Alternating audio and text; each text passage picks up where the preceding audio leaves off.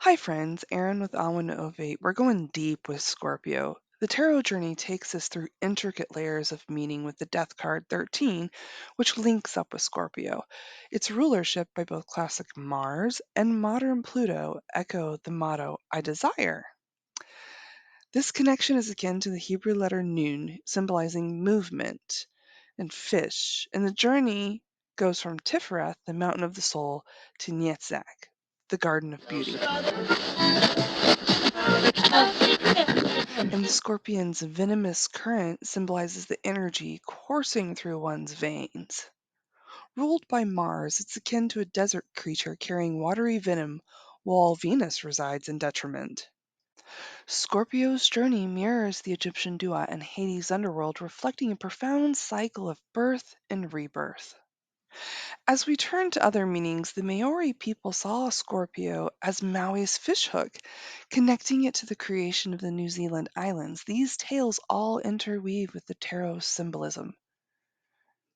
Here we see yet another example of another culture.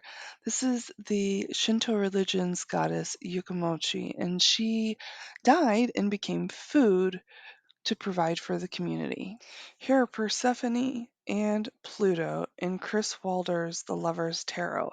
But back to this thing unfolding with Scorpio and Orion, Ophiuchus, and Aquila.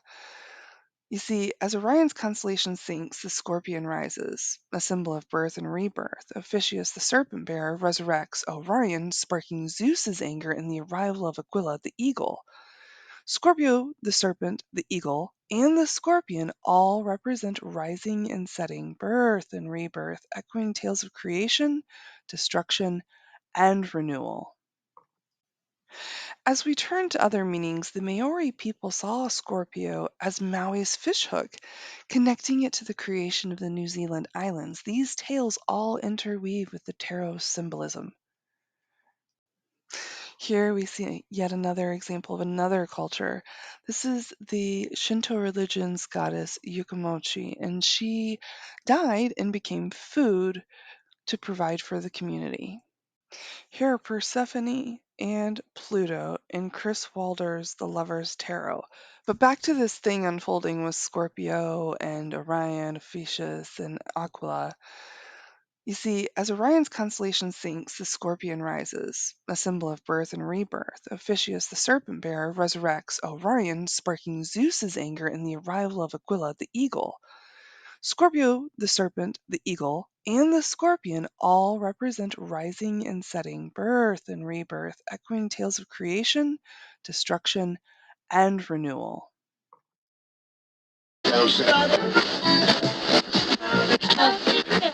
The Lord of Disappointment.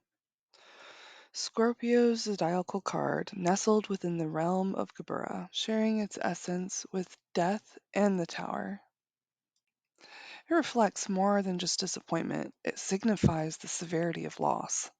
Triple Mars here, Scorpio ruling Mars, Mars ruling Geburah, and Mars ruling the Deccan. It's definitely a disturbance following a period of ease. Right, so moving forward into the Six of Cups, the Lord of Pleasure celebrating Scorpio's second decan. Drawing its energy from Tifereth and Briah, it reflects the harmonious balance of the sun. Pleasure turns to renewal, mirroring the transition from the power of Mars to its subtler aspects.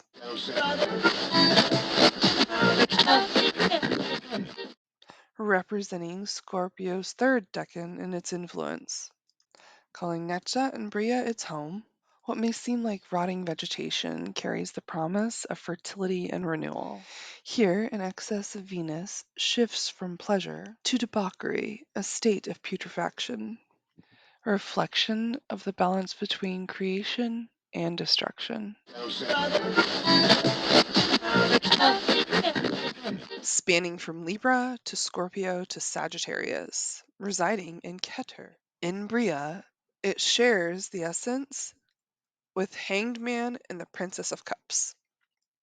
The ace embodies the balance between Libra's subtlety and the transformative power of Scorpio, symbolizing creation and renewal. Put a pin in that for the Princess of Cups.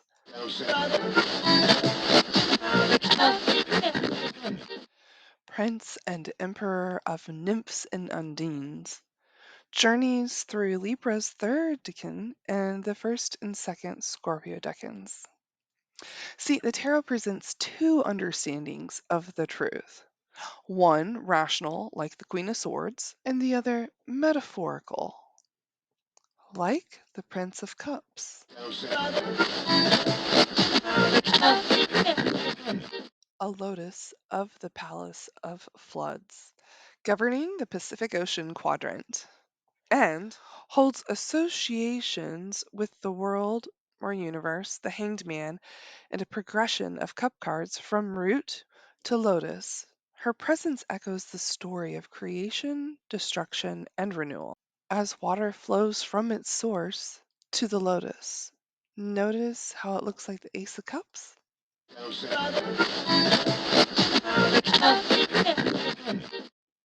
Stands as the king of the spirits of fire, linked to the third Scorpio decan and the last one, and Sagittarius decan 1 and 2.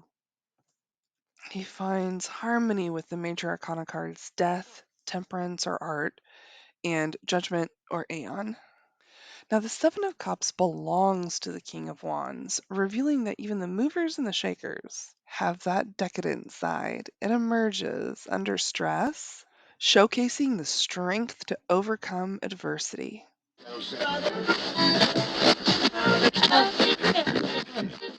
Death and rebirth, interconnected by Scorpio, Mars, and the intricate symbolism of the tarot. This piece of the few cards in this decan reveal a rich narrative of life transformation and death. Hey, thanks for hanging with me through the entire zodiacal deep dive of Scorpio. I appreciate you so much. Go ahead and follow and subscribe if you are into it. I'm Erin with Awen Ove, and remember, the fun is all in the cards.